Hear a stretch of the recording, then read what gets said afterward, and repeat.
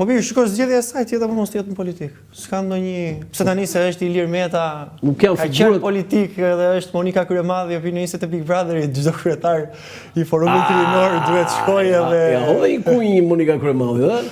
Pse ti me demek ti nuk e qet fundesh Big Brother, ke qet fundesh Big Brother? Për momentin nuk kam qef. Po momentin e dytë. Nuk e di varet se si na i sjell gjëra tjetra për të parë pastaj. Po e shikon kështu, ke qef ta. Jo, shiko, Big Brother është një reality show që unë kam parë që kohët e fundit, domethënë në fillim kur ka filluar të transmetohet në Shqipëri, nuk është se më ka pëlqyer shumë, por kohët e fundit e kam parë që ajo pasqyron vërtet atë çka është realiteti shqiptar.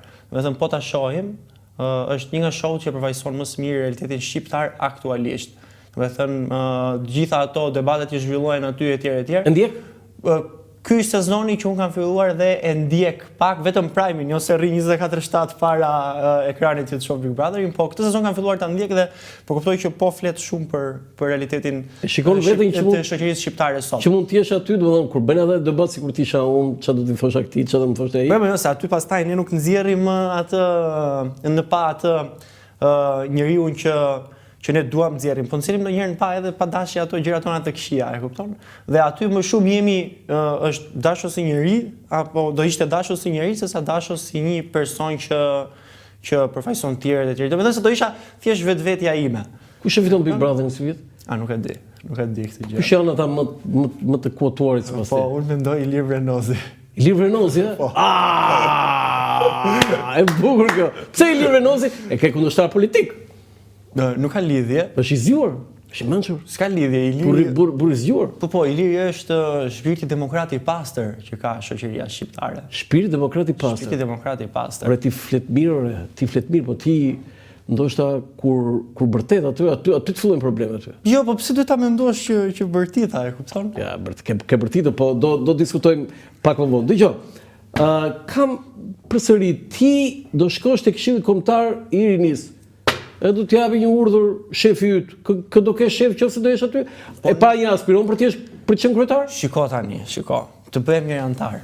Pastaj të bësh antar një. Po, se duhet. Çfarë me radhë, ë? Tani se gjërat ecin me radhë, domethënë ka diçka, sepse kur ti mendon që unë dua që këtë gjë që po bëj, ta bëj mirë dhe unë dua që në radhë parë jam kandidat, dua që këtë fushatën që kam zhvilluar dhe që besoj ti e ke parë në rrjetet sociale, po unë nga ajo ta mbyll mirë. Po pra, ta mbyll mirë këtë fushatën, ta arri që ti marr ato votat, se unë jam hy si përfaqësues i organizatave jo fitimprurëse, i organizatave rinore, nëse hy, dua që të hy, ta bëj detyrën time si antar mirë dhe pastaj posti vje vet ose kur ti e bën mirë atë detyrën tënde ndonjëherë dhe je i lumtur, posti nuk ka rëndësi fare. As bëhem kryetar e tjerë. Bravo për të thënë. Por për të thënë, nuk është se ka urdhra, se them të jep urdhër shefi yt, ne nuk kemi shef atje, ne jemi të rinj të cilët. A do ketë kryetar aty? Po pa diskutim, po kryetari thotë urdhër. Po kryetari mund të jem dhe unë për shembull. Po kryetari mund të japësh edhe njëri tjetër. Nuk jep urdhra kryetari Këshillit. Nëse ti s'di të japësh urdhra, nuk bëhesh kryetar pastaj, dasho. Po nuk funksionon kështu, pra se ky është modeli. Si nuk funksionon kështu? Ore drejtuesi është drejtuesi, jep urdhra. Ky është modeli, jo. Tani, nëse ne duam vazhdojmë akoma me modelin e vjetër që drejtuesi jep urdhra etj etj dhe askush se kundërshton. Se çfarë modeli kemi ne, dasho? Tani mos afol tani sikur po vjen ai kera nga ndonjë komet kështu, edhe kera këtu befasuar tani. Ne kemi një model të cilin duam që ta implementojmë tek çdo strukturë rinore në Shqipëri.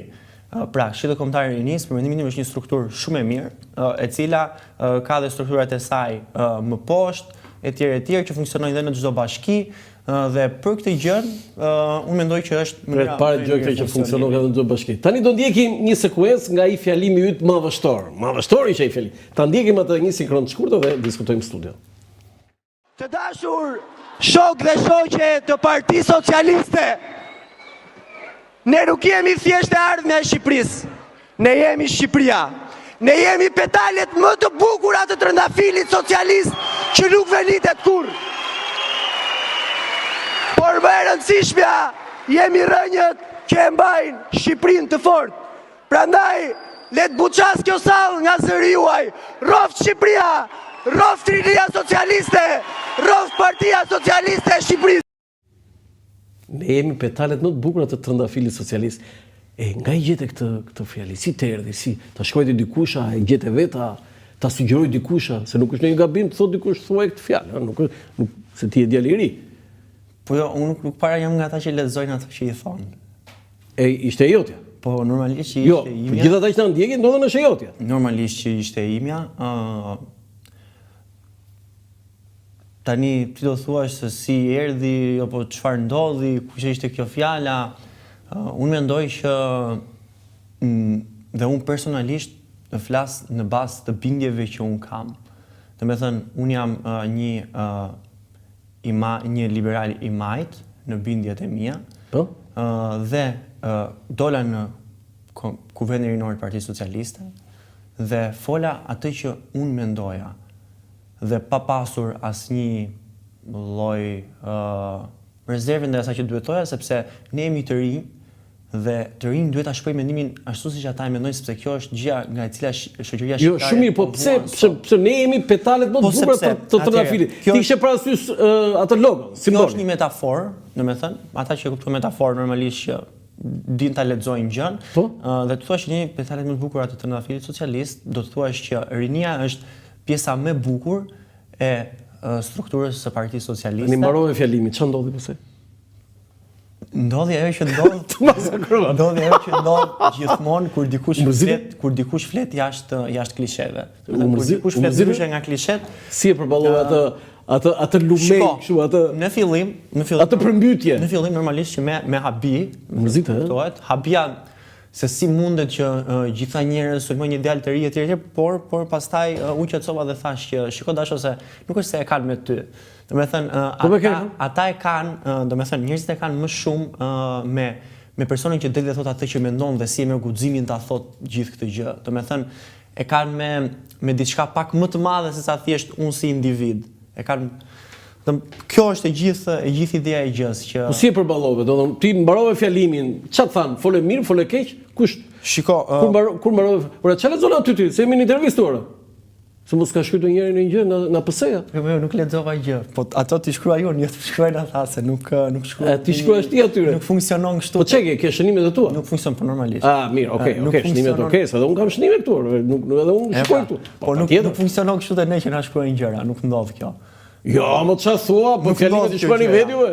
Sidomos kur gjëca fjalimet atje në parlament çu vet, e kuptoj. Dhe ç'a ndodhi kur mbarove fjalimin? Po mos ti futemi kësaj gjë se të gjithë vetë shkruajnë fjalimet. Atëherë, çfarë ndodhi? Isha shumë i qetë në veten time. Mbarove atë. Po, isha shumë i qetë. Ç'a thanë ata organizatorët aty? Ç'a thanë? Fole mirë, fole keq, bob pse the petale? Jo, mos sa njëri pse the petale. Fare. Po se ne kishim dalë për të mendimin tonë aty. Ramën e takon atë moment? Po patjetër është dhe sekuenca në video që duket që në fund ne takojmë të gjithë aty. Po nuk është se më tha diçka specifike, se s'ka pse më thot diçka specifike. Jo, të tha bravo për fjalimin tënd, madhështor. Më dha dorën edhe vazhdoi të takoj dhe gjithë të tjerët. Kur hapa Facebookun pastaj? Po kur hapa Facebookun, shkova në dark në shtëpi, domethënë, që u riktheva sepse unë gjatë fundjavës shkoj edhe tek familja kthehem në Lushnjë, se më ktheve shumë mbrapa, më kthyer zëri se një vit më mbrapa.